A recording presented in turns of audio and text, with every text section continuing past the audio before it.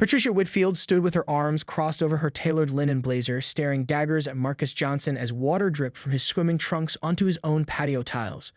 Her peroxide blonde bob didn't move in the summer breeze thanks to an excessive amount of hairspray that seemed to perfectly match her rigid personality. "Excuse me," she said, her voice cutting through the peaceful Sunday afternoon. "You need to exit the pool immediately. It's against HOA regulations to have glass containers in the common area." Marcus looked down at the water bottle in his hand, clearly plastic, then back at Patricia with confusion spreading across his face. "This is plastic, and this isn't a common area. This is my backyard." Patricia's nostrils flared as she surveyed the immaculate pool area.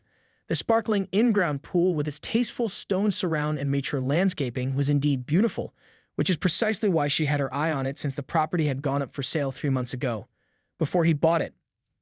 Well, according to the neighborhood covenant, all pools must be registered with the HOA, and I don't recall seeing your paperwork. She pulled out her phone, scrolling through what appeared to be a digital copy of the HOA bylaws with the practiced ease of someone who referenced them daily. "Because this house wasn't part of the Sunny Meadows HOA when it was built," Marcus replied, his patience clearly wearing thin. "My property line extends to that fence. I checked all this before purchasing. Now, I'd appreciate it if you'd leave my property." Patricia's eyes widened at his directness. No one spoke to her that way in Sunny Meadows. As HOA president for the past 6 years, she cultivated an atmosphere of compliance through meticulous enforcement of rules, some of which she personally added to the covenant without much resistance. "I've already called the authorities," she announced, lifting her chin. "Officer Daniels is a personal friend. He'll straighten this out." Marcus closed his eyes briefly, the all-too-familiar weight of what was happening settling onto his shoulders. He was a successful software engineer who had saved for years to afford this home, his dream home. Now, 3 weeks after moving in, he was about to face the police on his own property because a neighbor couldn't accept his presence. Within minutes, the police cruiser pulled up in front of Marcus's house. Officer Pete Daniels stepped out, sunglasses hiding his eyes as he approached. Patricia immediately moved toward him, her voice shifting to a honey tone that contrasted sharply with how she'd addressed Marcus. "Pete, thank you for coming so quickly. This man is using an unregistered pool, and when I tried to explain the HOA rules, he became confrontational." Marcus remained calm despite the rapid acceleration of his heart rate. "Officer, this is my property. I purchased it 3 months ago. This house is not part of the Sunny Meadows HOA." Officer Daniels looked between them, then did something that made Patricia's face fall. He removed his sunglasses, smiled at Marcus, and extended his hand. "Mr. Johnson, right? I remember processing your permits for the fence repair last month. Nice to meet you properly." Patricia's mouth opened slightly, the first crack appearing in her composed facade. This was not how things were supposed to go. Now, Officer Daniels continued, turning to Patricia. "Ms. Whitfield, I think we need to have a conversation about what constitutes an emergency call." Patricia's Monday morning began with an emergency HOA board meeting she called via text at 5:30 a.m. 4 bleary-eyed board members sat around her dining room table, nursing coffee mugs and trying to make sense of her urgent summons. The property at 47 Sycamore Lane has been incorrectly excluded from her jurisdiction, Patricia announced, slapping down a folder of documents. "I spent all night researching. When the development expanded 5 years ago, that parcel should have been incorporated into our HOA. Someone made a clerical error." Thomas, the treasurer, rubbed his eyes.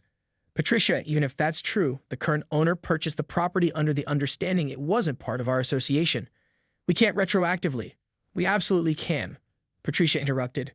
"Page 37 of the covenant clearly states that any property within the geographical boundaries of Sunny Meadows is subject to our governance.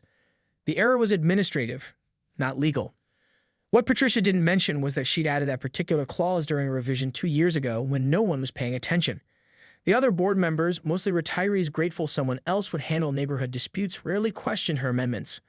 "I don't know," said Eleanor, the vice president. "That young man seems nice. He even helped George when his car wouldn't start last week." Patricia's jaw tightened. This isn't about whether he's nice. It's about maintaining property values and neighborhood standards. That pool has no safety fence. It's a liability. It has a fence around the whole yard, Thomas pointed out. "Not a pool-specific safety fence," Patricia countered. "And have you seen the blue underwater lights he installed? Completely out of keeping with the neighborhood aesthetic guidelines." Eleanor frowned. "We don't have guidelines about underwater pool lighting." "We will after today's vote," Patricia said, sliding a document across the table. "I drafted updates to Section 8 of the Architectural Standards." The meeting concluded with reluctant nods. Not because they agreed with Patricia, but because opposing her required an energy none of them possessed at 6:45 a.m. on Monday. Patricia interpreted their silence as victory. By afternoon, she was on Marcus's doorstep again, this time with an official-looking letter. Marcus opened the door in his work-from-home attire, a neat button-down and jeans. The sight of Patricia made his expression instantly guarded. "Mr. Johnson," she began, adopting her most professional tone, "this is formal notice that your property is, in fact, part of the Sunny Meadows Homeowners Association. We've discovered a clerical error in the property records that incorrectly exempted this parcel. You'll find all the documentation here, along with your first month's dues assessment." Marcus took the envelope without opening it. "I reviewed all property records before purchasing. There was no mention of an HOA. As I said, it was an error," Patricia replied smoothly. "I've already spoken with our HOA attorney. You have 30 days to bring your property into compliance with our standards, starting with proper pool safety measures." Marcus's phone buzzed in his pocket. Glancing at it, he saw a text from his next-door neighbor, George. "Warning. Patricia on warpath. Called emergency HOA meeting this morning. Targeting your pool." Looking back at Patricia, Marcus saw something in her eyes he recognized all too well, the satisfaction of someone who believed they held all the power. But Patricia had made a critical miscalculation. Marcus wasn't just a software engineer. Before changing careers, he'd spent 4 years at a real estate law firm. "I'll have my attorney review this," he said calmly, closing the door. Patricia smiled as she walked away. Phase 1 complete. By Wednesday, Patricia's campaign had shifted into high gear. Neighbors found glossy flyers in their mailboxes featuring stock photos of child drowning statistics and a not-so-subtle header reading, "Is your family safe from unregulated pools?" The text never mentioned Marcus by name, but the final paragraph made the target clear. "Recent property additions to our community may not be aware of our safety standards. It is every resident's responsibility to ensure all properties maintain proper safety measures." Marcus, meanwhile, hadn't been idle. His attorney had confirmed what he already knew. Patricia's claim was baseless. His property deed explicitly stated the parcel was not subject to any homeowners association. But legal clarity didn't stop the whispers that had begun to spread through Sunny Meadows. That evening, as Marcus returned from work, he found 3 of his tires slashed. The 4th had a note tucked under the windshield wiper. "Comply or leave." Officer Daniels arrived to take the report, his expression grim as he surveyed the damage. "Any idea who might have done this?" he asked, though his tone suggested he already had suspicions. "I can't prove anything," Marcus replied, "but the timing is interesting." Daniels nodded. "I've known Patricia Whitfield for years. She takes the HOA stuff too far sometimes, but this," he gestured to the tires, "this crosses a line. I'll have a talk with her." Across the street, Patricia watched from behind her curtains as the police officer spoke with Marcus. The tire slashing hadn't been her doing. She would never risk her reputation with something so crude, but she wasn't exactly disappointed it had happened. Pressure from all sides would make Marcus more likely to give in. The next morning, Patricia orchestrated her most calculated move yet. She approached Marcus's house with a plate of cookies and a seemingly conciliatory smile, just as several neighbors were leaving for work. "I heard about your car trouble," she said loudly enough for others to hear. "Such a shame. I wanted to welcome you properly to the neighborhood and let you know that the HOA has a security fund that could help with situations like this, once your membership is formalized, of course." Marcus took in her performance and the watching neighbors. "That's thoughtful, but I handled it. And as my attorney confirmed yesterday, my property is not and has never been part of your HOA." Patricia's smile didn't waver. "Well, there seems to be some confusion then. Perhaps we should let the community decide what's best for Sunny Meadows. After all, one unsafe pool affects everyone's property values." "Is that a threat?" Marcus asked quietly. "A community meeting," Patricia corrected, her voice honeyed. "Tomorrow night, 7 p.m. at the community center. I hope you'll attend to share your perspective." As she walked away, she added just loudly enough for nearby ears, "We're very inclusive here. Everyone gets a voice." The irony wasn't lost on Marcus or the watching neighbors. But Patricia had successfully positioned herself as the reasonable one extending an olive branch, while Marcus appeared to be a difficult outsider. What Patricia didn't realize was that her performance had been observed by more people than she intended, including Eleanor, the HOA vice president, who had begun to feel distinctly uncomfortable with the direction things were taking. The Sunny Meadows Community Center buzzed with unusual energy. Typically, HOA meetings attracted only the most dedicated rule followers, usually elderly residents with little else to occupy their evenings. Tonight, however, every folding chair was filled with additional residents standing along the walls. Patricia observed the crowd with satisfaction. The turnout confirmed what she'd always believed. People craved order and structure, even if they complained about the rules. Her gaze fixed on Marcus as he entered, accompanied by an older man carrying a leather briefcase who she assumed was his attorney. "Welcome, everyone," Patricia began once the room quieted. "We've called this special meeting to address community safety concerns and to welcome our newest resident properly." She gestured toward Marcus with a smile that didn't reach her eyes. For the next 20 minutes, Patricia methodically presented her case. She showed property maps, highlighted HOA bylaws, and displayed photographs of Marcus's pool taken from various angles, which immediately raised questions about how she'd obtained them. In conclusion, she said, "While we appreciate diversity in our neighborhood," she paused meaningfully, "we cannot allow safety standards to be compromised. I propose we vote on formally incorporating 47 Sycamore Lane into our HOA jurisdiction and requiring immediate compliance with pool safety regulations." Thomas, the treasurer, shifted uncomfortably. "Patricia, I'm not sure we can legally." "The floor recognizes Marcus Johnson," interrupted Eleanor suddenly, surprising everyone, including herself. Marcus stood, thanking Eleanor with a nod. "I won't take much of your time. I understand community safety concerns and I respect them. My property has a 6-foot privacy fence with locked gates that exceeds county safety requirements." He paused, making eye contact with several residents. "What I don't respect is harassment, trespassing to take photographs of my property, or implying my presence somehow makes this neighborhood less safe." Murmurs rippled through the audience. Marcus's attorney handed him a document, which he held up. "This is my property deed, which explicitly states my parcel is not subject to any HOA. I've also brought copies of the original development plan from the county records office, showing that 47 Sycamore was intentionally excluded from Sunny Meadows HOA because it was part of a different water and utility zone." The attorney stood now, addressing the room. "Attempting to force my client into your association would constitute a violation of property rights and could expose the HOA to significant legal liability. Furthermore, the targeted nature of these actions raises concerns about potential discrimination." The word discrimination fell like a bomb in the quiet room. Several residents glanced at Patricia, whose complexion had reddened. "This is absurd," she sputtered. "This has nothing to do with—" Actually, came a new voice from the back of the room. "I think it does." Officer Daniels stepped forward, not in uniform but clearly recognizable to everyone present. "I wasn't planning to speak tonight, but after reviewing recent incidents, I feel I should. Ms. Whitfield has made 3 calls to police dispatch regarding Mr. Johnson's property in the past week alone, none of which involved actual violations of any kind." Patricia's face went from red to white. Having the police publicly contradict her was not part of her plan. "Furthermore," Daniels continued, "we're investigating the vandalism of Mr. Johnson's vehicle as a potential hate crime, given certain context and evidence." The room erupted in shocked conversations. Patricia tried to call for order, banging her gavel repeatedly, but her authority was slipping away with each passing second. The following morning, Patricia sat in her kitchen, untouched coffee growing cold as she scrolled through the neighborhood's online forum. The discussion about last night's meeting had exploded into hundreds of comments, most of them critical of her leadership. Words like overreach, harassment, and worse peppered the conversation. Her phone rang. "Eleanor. The emergency board meeting is set for noon," Eleanor said without preamble. "All 5 board members will be there." "I called no such meeting," Patricia replied icily. "No, I did," Eleanor responded, her usually timid voice firm. "As vice president, I'm within my rights according to the bylaws you're so fond of citing." Patricia arrived at the community center precisely at noon, her composure firmly in place despite the turmoil inside her. The other 4 board members were already seated, their expressions ranging from discomfort to open hostility.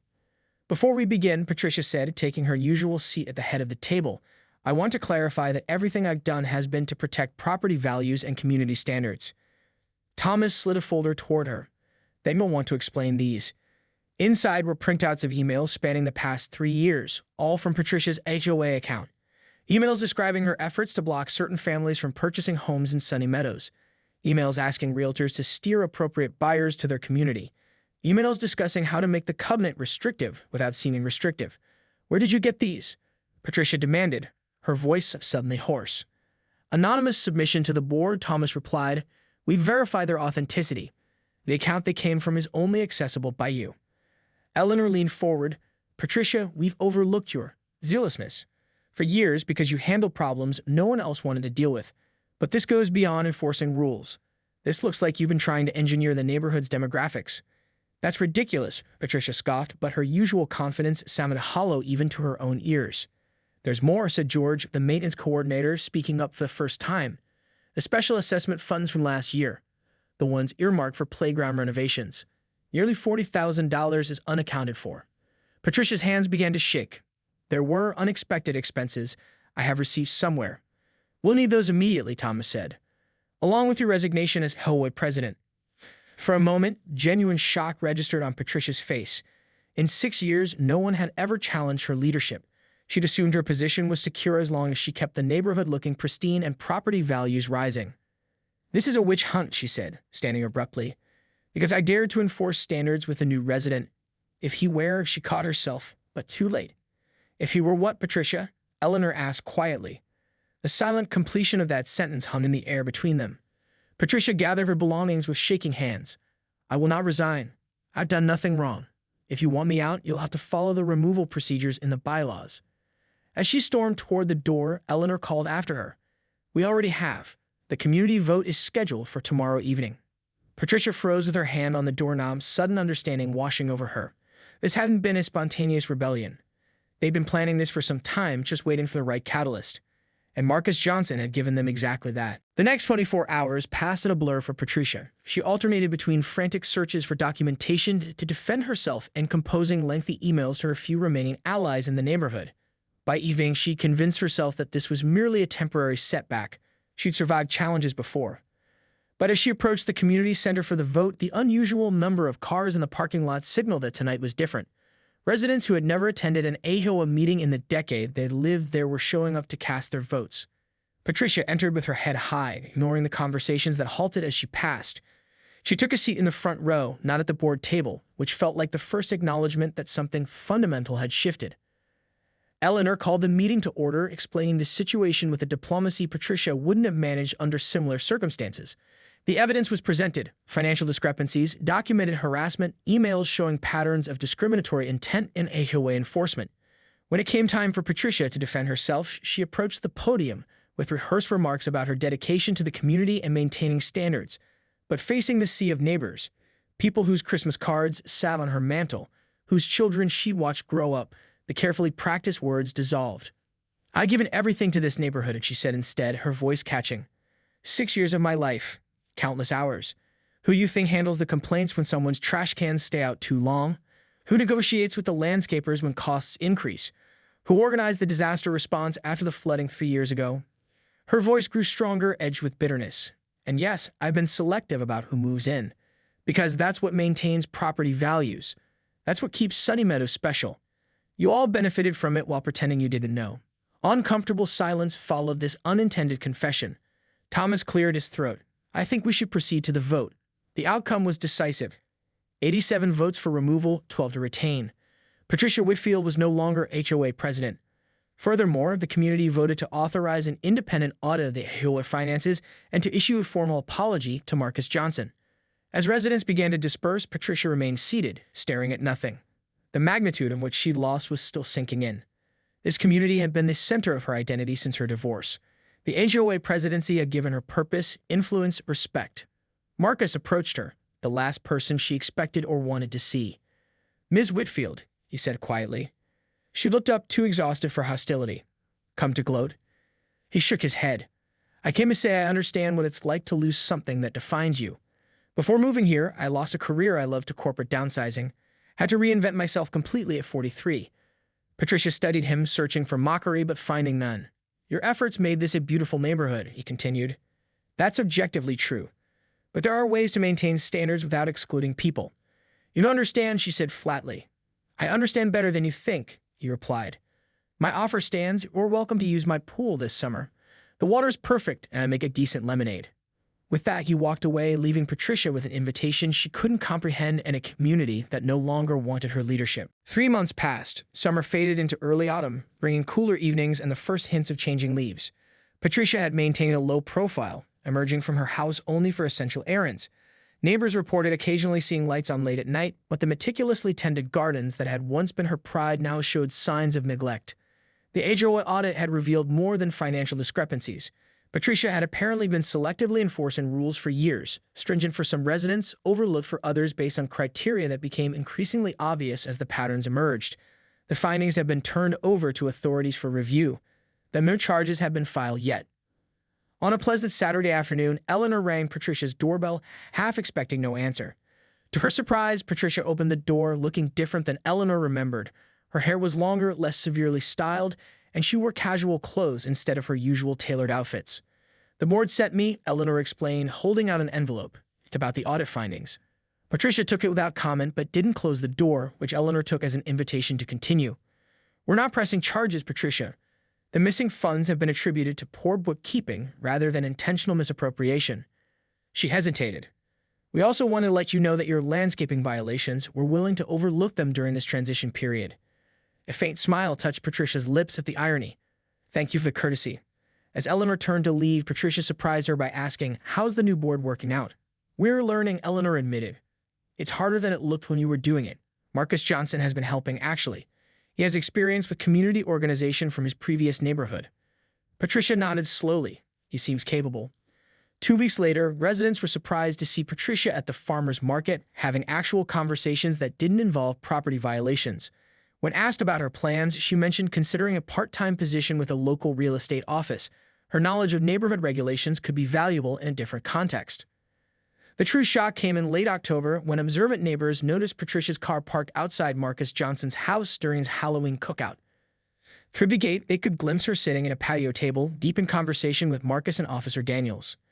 No one knew exactly what transpired during that conversation. The following week, Patricia attended her first HOA meeting as a regular resident. She sat quietly in the back, listening as the board struggled with a complicated variance request for a home business. When Eleanor opened the floor for community input, Patricia raised her hand. The room went silent. "If I may," Patricia said, her voice lacking its former imperious tone, "the county actually changed those ordinances last year. The homeowner is within their rights under the updated code, which supersedes our covenant on this particular issue." The board members exchanged glances, then thanked her for the information. As the meeting concluded, Marcus approached Patricia. "That was helpful." She shrugged. "I kept all the county zoning updates in a binder. I could drop it off sometime if the board would find it useful." "They would," he affirmed. "And maybe you could stick around, share some institutional knowledge. Not as president, but as someone who cares about this community, just in a different way now." Patricia considered this. "I might be interested in that arrangement." As they walked toward the parking lot, Marcus mentioned casually, "I'm closing the pool for winter next weekend if you want to get one last swim in before spring." Patricia hadn't taken him up on his standing invitation all summer, but something had shifted in her, in the neighborhood, in possibilities she hadn't previously allowed herself to imagine. "I might do that," she said finally. "I haven't been swimming in years." Marcus nodded, understanding the weight of what seemed like a simple acceptance. Some neighbors watching them leave together whispered that people don't really change, that Patricia was surely planning some kind of comeback. Others weren't so certain. Real transformation, they argued, often begins when someone loses everything that once defined them. Patricia Whitfield had indeed lost everything: her position, her reputation, her sense of control over her environment. But in that loss, something unexpected had emerged, the first fragile tendrils of genuine connection, unmediated by power or rules. As autumn deepened, residents of Sunny Meadows watched with curiosity to see which version of Patricia would ultimately emerge from this metamorphosis. The HOA Karen who had ruled through fear and selective enforcement, or someone new, someone who might have valuable contributions to make without needing to control every outcome. The answer remained to be seen, but for the first time in years, Patricia herself was equally curious to discover who she might become.